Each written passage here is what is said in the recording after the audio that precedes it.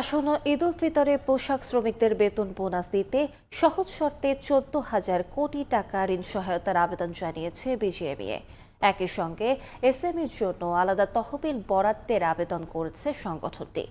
বিকেলে গভর্নরের সঙ্গে সভা শেষে বাংলাদেশ ব্যাংকের মুখপাত্র জানান, শ্রমিকদের বেতন বোনাস দেওয়ার বিষয়ে ইতিবাচক সরকার। রাজনৈতিক অস্থিরতায় বিনিয়োগের সাথে রপ্তানি আয়ও ধারাবাহিকভাবে নিম্নমুখী। এর সঙ্গে নির্বাচন, জাতীয় দিবস ও ঈদ উল ফিতরের ছুটির জালে ফেব্রুয়ারি ও মার্চ এই 2 মাসে মাত্র 35 দিন খোলা থাকবে পোশাক খাত। এমন অবস্থায় 2 মাসে 14,000 কোটি টাকা ছাড়াও ঈদের বোনাস চিন্তায় ফেলেছে পোশাক মালিকদের। এমন অবস্থায় সহজ শর্তে ঋণ চেয়ে বাংলাদেশ ব্যাংকের গভর্নরের সঙ্গে সাক্ষাৎ করেছেন বিজিএমইএ নেতারা। একই সঙ্গে এই সুবিধায় এসএমই খাতকে অন্তর্ভুক্ত করে পৃথক বরাদ্দের অনুরোধ জানিয়েছে বিজিএমইএ। সভা শেষে বিজিএমইএ জানায়, রপ্তানি পোশাক খাতের সংকটের কথা জানানো হয়েছে মন্ত্রণালয়ে। এছাড়া গভর্নরও ইতিবাচক হওয়ায় তহবিল নিয়ে আশাবাদী তারা। আমাদেরকে 35 দিন কাজ করে 60 দিনে বেতন দিতে হবে, তো সেটা তো আমাদের পক্ষে সম্ভব না। এবং এই উৎকণ্ঠাগুলো আমরা জানিয়েছি ওনাকে, এবং উনি আমাদেরকে আশ্বস্ত করেছেন যে ইনসেন্টিভের টাকাগুলো যত তাড়াতাড়ি ছাড় করানো যায় সেটা নিয়ে উনি সরকারের সাথে, সংশ্লিষ্ট মন্ত্রণালয়ের সাথে কথা বলবেন। বাংলাদেশ ব্যাংক জানায়, ঈদের শ্রমিকদের বেতন বোনাস দেয়ায় ইতিবাচক সরকার। ফলে তহবিল হাতে পেলে অর্থ ছাড়ে কোনো বাধা নেই। একটা গ্রুপকে, সমাজে একটা বড় অংশকে বঞ্চিত রেখে বাকিরা উৎসব পালন করবে, সেটা সম্ভব না। আমরা চাই যে প্রতিটি এই গার্মেন্টস সহ অন্যান্য যারা রপ্তানি প্রতিষ্ঠান আসে তারা যাতে তাদের কর্মচারীদের বা শ্রমিকদের বেতন যথাসময়ে বেতন বোনাস দিয়ে দেয়। এই জন্য ব্যাংকগুলো অবশ্যই ব্যাংকার্স কাস্টমার রিলেশনশিপের ভিত্তি করে তাদেরকে আর্থিক সহায়তা প্রদান করবে। একই সঙ্গে প্রি শিপমেন্ট ক্রেডিট সুবিধায় তহবিলের পরিমাণ ও 2030 পর্যন্ত সময় বৃদ্ধির অনুরোধ বিজিএমইএর। সিলিয়া সুলতানা, সময় সংবাদ, ঢাকা। রমজানে যারা অসাধু উপায়ে ক্রেতাদের জিম্মি করে ব্যবসা পরিচালনা করবে তাদের বিরুদ্ধে আইনি ব্যবস্থা চলমান থাকবে বলে জানিয়েছেন মাদারীপুর 2 আসনের সংসদ সদস্য জাহানদার আলী মিয়া। সকালে ভ্রাম্যমাণ আদালতকে সঙ্গে নিয়ে বাজার অভিযানে গিয়ে কথা বলেন তিনি। এদিকে নির্বাচন পরবর্তী ব্যানার অপসারণ, রাস্তা দখলমুক্ত ও পরিষ্কার পরিচ্ছন্নতায় সারা দেশে যৌথ অভিযান পরিচালনা করছে পুলিশ ও জেলা প্রশাসন। রমজানে বাজার নিয়ন্ত্রণে সারা দেশে চলছে ভ্রাম্যমাণ আদালতের অভিযান। বুধবার সকালে মাদারীপুরে ইটেরপুল বাজারে ভ্রাম্যমাণ আদালতকে সঙ্গে নিয়ে অভিযান চালান স্থানীয় সংসদ সদস্য জাহানদার আলী মিয়া। এ সময় মূল্য তালিকা না থাকায় সতর্ক করে তিনি বলেন, অসাধু উপায়ে ক্রেতাদের জিম্মি করলে নেওয়া হবে আইনি ব্যবস্থা। ফুটপাত দখল করে গড়ে ওঠা দোকান মালিকদের 24 ঘন্টার মধ্যে সরে যাওয়ার নির্দেশ দেন তিনি। বিদেশে কিন্তু একটা মাস কিন্তু তারা ব্যবসা করে না, কিন্তু আমার দেশে দেখলাম যে এই মাসে বেশি চুরি করে। এই চুরি বন্ধ করার দায়িত্ব আমি মনে করি যারা আছে, ভোক্তা অধিকার যারা রয়েছেন কর্মকর্তারা, তাদের অন্তত আগামীকাল থেকে আপনারা অভিযান শুরু করবেন। এদিন দুপুরে নারায়ণগঞ্জের ফতুল্লায় লাবণী ফুড কোম্পানি লিমিটেড কারখানায় অভিযান চালিয়ে বিপুল পরিমাণ ভেজাল শিশু খাদ্য ও নকল জুস জব্দ করা হয়। এ সময় কারখানা মালিককে 50,000 টাকা জরিমানা করে ভোক্তা অধিকার সংরক্ষণ অধিদপ্তর। শিশু খাদ্য সেখানে উৎপাদনের তারিখ, মেয়াদ উত্তীর্ণের তারিখ সুস্পষ্টভাবে দেয়া নেই। আমরা এখানে এই পণ্যগুলোর উপর এই মোড়কজাতকরণ বিধি পাইনি। আইন অমান্য করার জন্য তাদেরকে ভোক্তা অধিকার পরিদপ্তর কর্মকর্তার নির্দেশনা মোতাবেক 50,000 টাকার অর্থদণ্ডে দণ্ডিত করা হয়েছে। এদিন দুপুরে বরিশালের বাজার এলাকায় অভিযান চালান ভ্রাম্যমাণ আদালত। এ সময় মেয়াদোত্তীর্ণ খাবার জব্দ ও লাইসেন্স না থাকায় 5টি প্রতিষ্ঠানকে জরিমানা করা হয়। রমজানের শুরু থেকেই আমাদের কাছে বিভিন্ন সময় অভিযোগ আসতেছিল যে বিভিন্ন ধরনের নিত্য প্রয়োজনীয় পণ্যের দাম অস্বাভাবিকভাবে বেশি রাখা হচ্ছে। তো নিত্য প্রয়োজনীয় দ্রব্যের দাম যেন স্থিতিশীল থাকে, সেটার জন্যই হচ্ছে আমাদের এই অভিযান। রংপুর মহানগরীর ডিসির মোড় এলাকায় অভিযান চালিয়ে নির্বাচন পরবর্তী ব্যানার, ফেস্টুন ও ফুটপাত দখল করে বসানো ইফতারের দোকান অপসারণ করেন জেলা প্রশাসনের ভ্রাম্যমাণ আদালত। ব্যানার, বিলবোর্ড, প্যানা, এছাড়াও অন্যান্য যে ফুটপাত দখল করার যে কিছু বিষয় রয়েছে সেই বিষয়গুলো আমরা আজকে উচ্ছেদ করার চেষ্টা করেছি। আমরা নগরবাসীকে অনুরোধ করব, আমরা এই অভিযান পরিচালনাকালীন সময়ে আপনারা আমাদেরকে সহযোগিতা করবেন। শুধু রমজান নয়, ভবিষ্যতেও এ ধরনের অভিযান অব্যাহত থাকবে বলে জানিয়েছে জেলা প্রশাসন। মনিরুজ্জামান প্রান্ত, সময় সংবাদ। বারবার সময় পরিবর্তনের জটিলতায় পড়লেও জোরে সোরে চলছে অমর একুশে বইমেলার বই ছাপানোর কাজ। যদিও কাজের চাপ অন্যবারের তুলনায় কম বলে জানাচ্ছেন ছাপাখানা সংশ্লিষ্টরা। প্রকাশকরা বলছেন, এবারের বইমেলায় মবের সংখ্যা না থাকায় সব ধরনের বই থাকবে মেলায়। উম্মেহানি রিপোর্ট। ফাল্গুনের মৃদু হাওয়ায় দুলছে পলাশ, রঙিন কুসুমে ছেয়ে উঠেছে প্রকৃতি। বসন্তের এই নবজাগরণের আবহেই শুরু হচ্ছে বাঙালির প্রাণের উৎসব অমর একুশে বইমেলা। এরই মধ্যে দিয়ে বইয়ের ঘ্রাণে আবারও জেগে উঠবে বাংলা ভাষা ও সাহিত্যের অঙ্গন। তবে প্রশ্ন, ঠিক কতটা সুবাতাস বইছে প্রকাশক ও ছাপাখানা পাড়ায়? প্রকাশকদের দাবি, সময়সূচির পরিবর্তন ও অর্থনৈতিক চাপের প্রভাবে পরিকল্পনায় কিছু পরিবর্তন আনতে হয়েছে। তবুও পাঠকের আগ্রহ ধরে রাখতে নতুন বই আনার প্রস্তুতিতে কোনো ঘাটতি রাখছেন না তারা। পাঠকদের চাহিদা অনুযায়ী চিন্তা করে চেষ্টা করেছি, এবারও পারবো ইনশাল্লাহ, তবে পুরোপুরি পারবো না। তবে রমজানে শুরু হওয়া মেলা নিয়ে প্রকাশকদের মধ্যেও রয়েছে সংশয়। প্রকাশকদের একটি বড় অংশই মনে করছেন, রোজার আবহে বইমেলায় পাঠক সমাবেশ আশানুরূপ হবে না। সরকার প্রথম এবার রাষ্ট্রক্ষমতায় আসার পর তারা চাইছে যে মেলাটা হোক, সেজন্য আমরাও চেয়েছি মেলায় অংশগ্রহণ করি। যেহেতু পাঠকরাও সারা বছর বসে থাকেন একটা বইমেলার জন্য, আমরা চাই যে পাঠকদের সঙ্গে দেখা হয়, বই নিয়ে কথাবার্তা হয়, আমরা তারা কি ভাবছেন, কি পড়তে চান সেসব ভেবে আমরা সারা বছর সিদ্ধান্ত নিয়ে থাকি কি ধরনের বই করব আমরা। ফলে আমরা অবশ্যই একটা উৎসব মুখর মেলা চাই। অন্যদিকে নতুন বই নিয়ে প্রকাশকরা বলছেন, এবারের মেলায় দেশের রাজনৈতিক প্রেক্ষাপট লেখালেখিতে উঠে আসবে। এবারের বই মেলায় মতাদর্শের পার্থক্য থাকলেও লেখকরা কোনো বাধা ছাড়াই বই প্রকাশ করতে পারছেন বলেও জানিয়েছেন প্রকাশকরা, যা অনেকটাই স্বস্তিদায়ক বলে মনে করেন তারা। লেখকরা লিখবেন, সেটা আমরা স্বাধীনভাবে প্রকাশ করব, কিন্তু আমাদের দেশের রাজনৈতিক বাস্তবতা সেটা অনেক সময় কঠিন হয়ে দাঁড়ায়। এবং বিশেষ করে তার সর্বোচ্চ আমরা দেখেছি গত অন্তর্বর্তীকালীন সরকারের সময়ে, দুঃখজনকভাবে হলো সত্য, এবং এই যেসব হলো মব টপ জাতীয়, আমরা খুবই আতঙ্কগ্রস্ত ছিলাম আসলে, যে কোন বই প্রকাশ করা যাবে, কোন বই প্রকাশ করা যাবে না। তবে আসার কথা যে আমাদের নির্বাচনের পর এটা বেশ স্বস্তিকর জায়গায় চলে এসছে। তবে বইমেলাকে কেন্দ্র করে ছাপাখানাগুলোয় নেই এবার তেমন ব্যস্ততা। 1-2 মাস আগে থেকে বইমেলার কাজ শুরু হয়, ওগুলো আস্তে আস্তে যে বইমেলা পর্যন্ত আমাদের কাজ আসে, আমরা শেষ করি তখন। ছাপাখানার শ্রমিকরা জানালেন, এবার কাজের চাপ অন্যান্য বারের তুলনায় একেবারেই কম। উম্মেহানি, সময় সংবাদ, ঢাকা। সময় সংবাদে আরও থাকছে। সোহরাওয়ার্দীতে শিক্ষার্থী সাংবাদিককে মারধরে তীব্র প্রতিক্রিয়া। বিচার দাবিতে শাহবাগ থানার সামনে বিক্ষোভ, অভিযুক্ত 4 পুলিশ সদস্যের বিরুদ্ধে ব্যবস্থা। অন্তর্বর্তী সরকারের সময় করা জাপানের সঙ্গে প্রতিরক্ষা চুক্তি যাচাই বাছাই করবে নতুন সরকার বলে মন্তব্য করেছেন প্রধানমন্ত্রীর পররাষ্ট্র বিষয়ক উপদেষ্টা হুমায়ুন কবির। তবে দেশটির রাষ্ট্রদূত বলেছেন, সই হওয়া চুক্তিগুলোর স্বাভাবিক বাস্তবায়ন চায় জাপান। এদিকে স্থানীয় সরকার মন্ত্রী মির্জা ফখরুল ইসলাম আলমগীর জানিয়েছেন, তিস্তা প্রকল্প বাস্তবায়ন নিয়ে আগ্রহ প্রকাশ করেছে চীন। স্থানীয় সরকারমন্ত্রী মির্জা ফখরুল ইসলামের সঙ্গে সাক্ষাৎ ঢাকায় নিযুক্ত চীনের রাষ্ট্রদূত ইয়া ওয়েনের। মঙ্গলবার সকালে সচিবালয়ে এ বৈঠকে স্থানীয় সরকারের উন্নয়নে চীনের সহযোগিতা বিষয়ে হয় আলোচনা। সাক্ষাৎ শেষে মির্জা ফখরুল জানান, প্রধানমন্ত্রী তারেক রহমানকে চীন সফরের আমন্ত্রণ, দেশটির বিভিন্ন প্রকল্প শেষ করতে সহযোগিতা এবং তিস্তা প্রকল্প নিয়ে আলোচনা হয়েছে। তিস্তার সমস্যার সমাধান চাই এবং সেটা চায়না নিজেরাই অফার করেছে যে তারা করতে চায়, সেটা আমাদের গভর্নমেন্টের সিদ্ধান্ত হবে, তখন আমরা সে ব্যাপারে জানাতে পারবো। তবে আমাদের মিনিস্ট্রির যে সমস্ত প্রকল্পগুলো আছে সেগুলো অনগোয়িং আছে এবং আরও কীভাবে বাড়ানো যায় তাদের সঙ্গে কোঅপারেশন, সেই চেষ্টাটা আমরা করছি। এদিকে মঙ্গলবার দুপুরে পররাষ্ট্র মন্ত্রণালয়ে মন্ত্রী ডক্টর খলিলুর রহমানের সঙ্গে সাক্ষাৎ করেন জাপানের রাষ্ট্রদূত সাইদা সেনিচি। এ সময় উপস্থিত ছিলেন প্রধানমন্ত্রীর পররাষ্ট্র বিষয়ক উপদেষ্টা হুমায়ুন কবির। বৈঠক শেষে জাপানের রাষ্ট্রদূত বলেন, অন্তর্বর্তী সরকারের সময় ঢাকা টোকিওর মধ্যে স্বাক্ষর হওয়া অর্থনৈতিক, প্রতিরক্ষা সরঞ্জাম এবং প্রযুক্তি হস্তান্তর চুক্তিগুলোর স্বাভাবিক বাস্তবায়ন নিয়ে আলোচনা হয়েছে। জানান, জনশক্তি রপ্তানিতে বাংলাদেশের আগ্রহকে স্বাগত জানায় তার দেশ।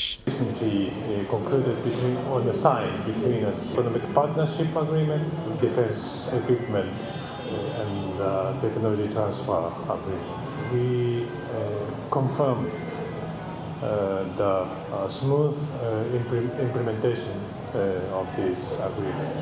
পরে প্রধানমন্ত্রীর উপদেষ্টা জানান, জাপানের সঙ্গে প্রতিরক্ষা চুক্তি যাচাই বাছাই করবে নতুন সরকার। উনি জাস্ট একটা মেনশন করছেন চুক্তি হয়েছে। So let us see the notes and the note of advice interim government কি রেখে গেছে এই বিষয়ে আমরা দেখে তারপরে পরবর্তী সিদ্ধান্ত আমরা কি নেই। এটা ন্যাশনাল ইন্টারেস্টের ভিত্তিতে হইলে কন্টিনিউটিও থাকতে পারে, আবার ইন্টারেস্টের ভিত্তিতে না হইলে আমরা বিবেচনায় দেখব। এর আগে পররাষ্ট্রমন্ত্রীর সঙ্গে সৌজন্য সাক্ষাৎ করেন সার্কের মহাসচিব মোহাম্মদ গোলাম সরওয়ার। বর্তমান সরকারের সার্কের ব্যাপারে আগ্রহ রয়েছে এবং জোটটিকে গতিশীল করতে চায় বলেও জানান সার্ক মহাসচিব। শাতিলা শারমিন, সময় সংবাদ, ঢাকা। বিনা খরচে প্রবাসীর মরদেহ দেশে আনতে সরকার উদ্যোগ নেবে বলে জানিয়েছেন প্রতিমন্ত্রী নুরুল হক নূর। এক্ষেত্রে সব ধরনের জটিলতা নিরসনে দ্রুত পদক্ষেপ নেওয়ার কথা জানান প্রবাসী কল্যাণমন্ত্রী আরিফুল হক চৌধুরী। দুপুরে ওয়েজ আর্নার্স কল্যাণ বোর্ডের ফ্রিজিং অ্যাম্বুলেন্স উদ্বোধন শেষে এসব কথা বলেন তারা। জীবিকার তাগিদে বিশ্বের বিভিন্ন দেশে অবস্থান করছেন 1.5 কোটিরও বেশি বাংলাদেশি প্রবাসী। সেখান থেকে রেমিটেন্স পাঠিয়ে অবদান রাখেন দেশের অর্থনীতিতে। বিদেশ থেকে দেশের উন্নয়নে ভূমিকা রাখলেও মৃত্যুর পর নানা প্রতিবন্ধকতায় অনেকের শেষ আশ্রয়টুকু হয় না প্রিয় মাতৃভূমিতে। আর তাই বিনামূল্যে প্রবাসীদের লাশ দেশে ফিরিয়ে আনার দাবি দীর্ঘদিনের।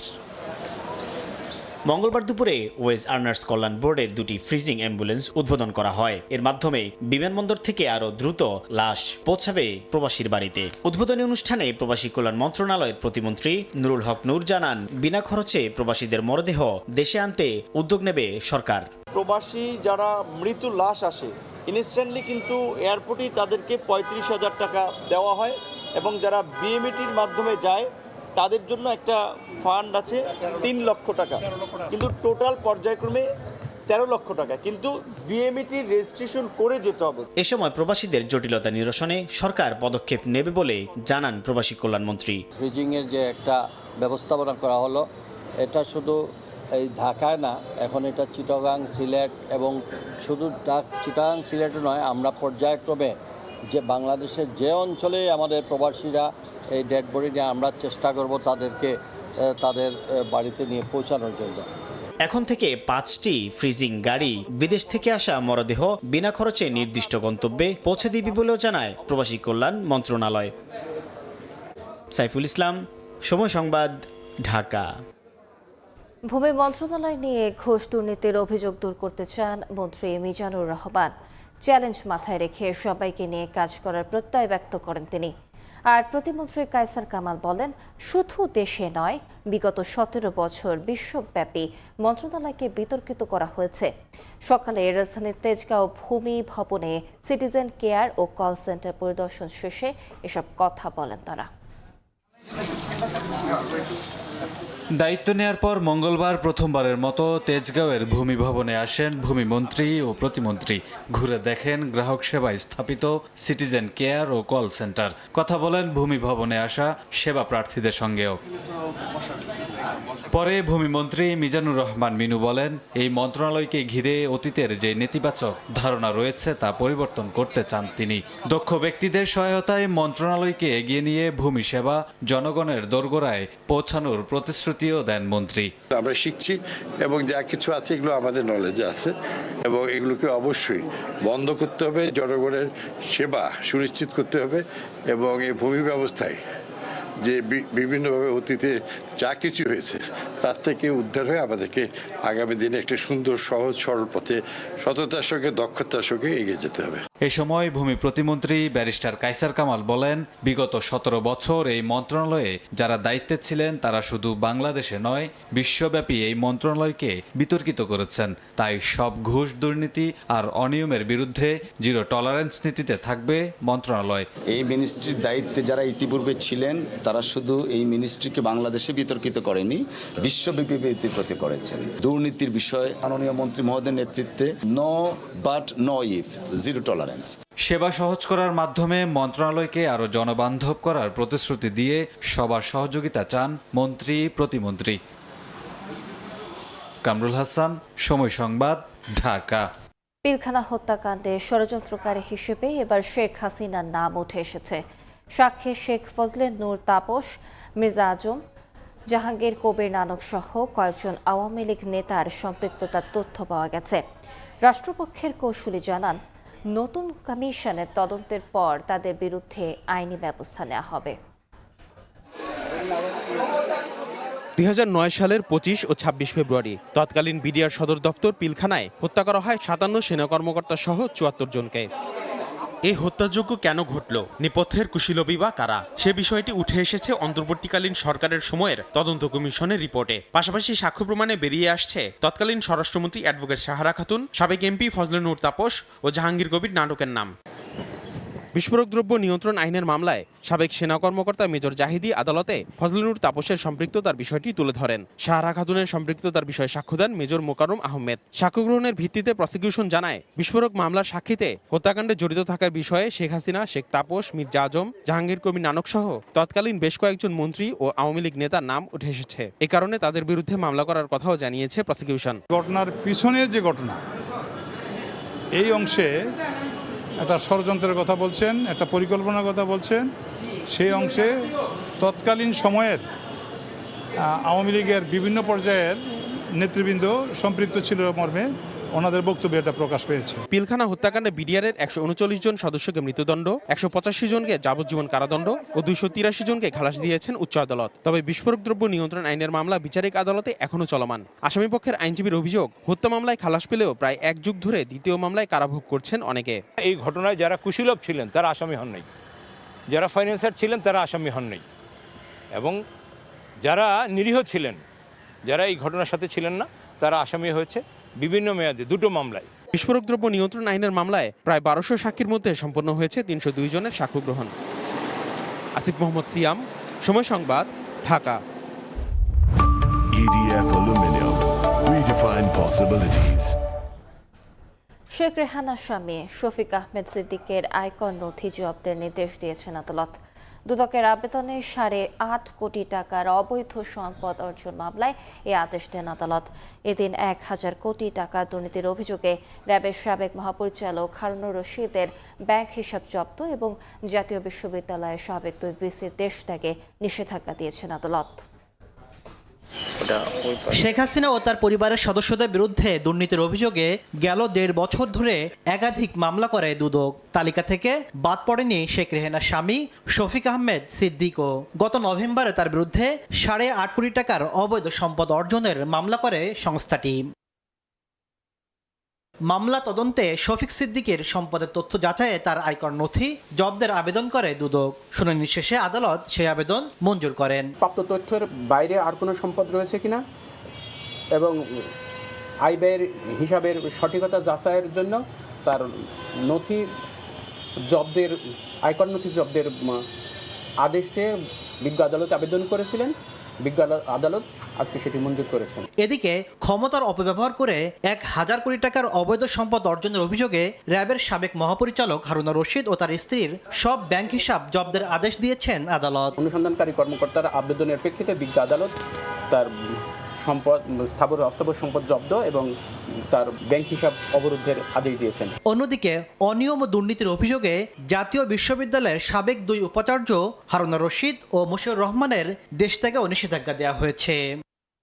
তাসলিম তৌহিদ, সময় সংবাদ, ঢাকা। সময় সংবাদ আরও থাকছে। যুক্তরাষ্ট্রের উত্তর পূর্বাঞ্চলে তুষারঝড়ে স্থবির জনজীবন, বরফে যান চলাচল ব্যাহত, 5000-এর বেশি ফ্লাইট বাতিল, বন্ধ শিক্ষা প্রতিষ্ঠান, জরুরি অবস্থা জারি। আরএফএল ওয়াটার পাম্পের রোটর এখন আরো উন্নত আর বিদ্যুৎ সাশ্রয় হয় 20% পর্যন্ত। সোহরাওয়ার্দী উদ্যানে শিক্ষার্থী ও সাংবাদিককে মারধরের ঘটনায় জড়িতদের শাস্তির দাবি জানিয়েছেন ঢাকা বিশ্ববিদ্যালয়ের শিক্ষার্থীরা। দুপুরে শাহবাগ থানার সামনে বিক্ষোভ কর্মসূচি থেকে মাদক বিরোধী অভিযানের নামে হয়রানি বন্ধের দাবিও জানান তারা।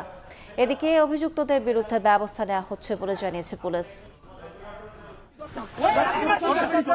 গত কয়েকদিন ধরেই রাজধানীর সোহরাওয়ার্দী উদ্যানে মাদক বিরোধী অভিযান চালায় আইন শৃঙ্খলা রক্ষাকারী বাহিনী। সোমবার রাতে অভিযান চলাকালে মাদকসেবী সন্দেহে ঢাকা বিশ্ববিদ্যালয়ের শিক্ষার্থীদের মারধর করে পুলিশ।